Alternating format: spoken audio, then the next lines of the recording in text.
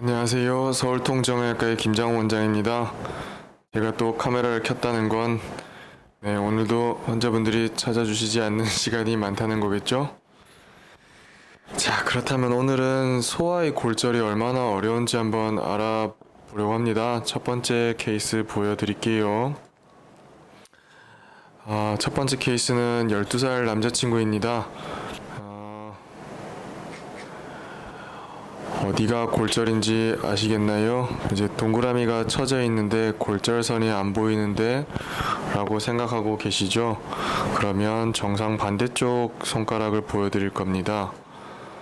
자, 정상 쪽을 보면은 요 손등 쪽에 있는 요 피질골 부분이 똑바르죠?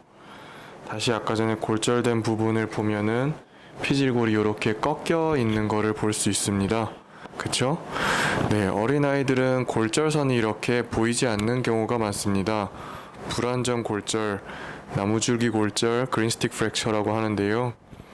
살아있는 나무의 줄기를 꺾으려고 하면은 똑 하고 부러지는 게 아니라 찌직하고 찢어지고 반대쪽은 잘 부러지지 않는 걸 알고 계시죠? 알고 계신다면 당신은 일단 Z세대가 아니신 겁니다. 네, 이런 식이죠. 그래서 이 친구는 어제 다시 왔었고 자, 이렇게 4주 만에, 아니구나, 8주 만에 잘 나왔습니다. 성장판을 포함한 골절이라서 나중에 각변형 등의 문제가 있을 수 있다는 건 알지만 그건 가능성이 매우 낮으니까 환자와 보호자에게 워닝만 하였습니다. 한 케이스 더 보여드릴게요. 7세 남자인 친구입니다. 네, 화살표가 이렇게 두 개 있는데 아래쪽 화살표는 성장판이고 위쪽에 가는 선이 외상과 골절입니다. 여기가 성장판이고 그 위에가 골절인데요. 외상과 골절에 전이가 없는 이런 경우에는 깁스를 하고 경과 관찰이 정답입니다만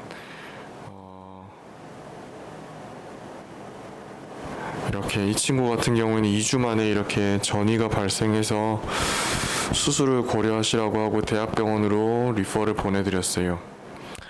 나중에 이 주제를 좀 진지하게 따로 다룰 기회가 있을지는 잘 모르겠는데 한 2, 3주 전에 이슈가 되었다가 시들해진 이제 소아청소년과 위기에 대한 문제를 얘기하고 싶어요. 심플하게는 소아청소년과 관련한 수가를 높여줘야 한다는 겁니다.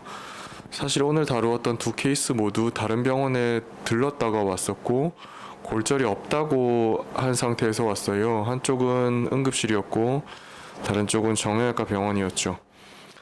여튼 소아 질환을 보는 것은 트레이닝이 많이 필요한 분야고 성인과 많이 달라서 싼 값에 이용할 수 있는 진료 영역이 아니라고 생각합니다. 소아는 어렵고 또 문제가 생겼을 때 법적인 문제도 크고 그래서 사실 여기 근처도 소아 정형외과를 보는 곳이 저밖에 없는 것으로 압니다. 다른 곳에서 소아는 진료를 보지 않습니다 라고 써붙인 곳도 많고요. 그런데 그분들이 나쁜 분들이라고 저는 생각하지 않습니다. 저는 사실 의사 편이고 이런 분들이 소아 진료를 적극적으로 볼 수 있는 환경을 나라님들이 만들어 주셨으면 합니다. 감사합니다.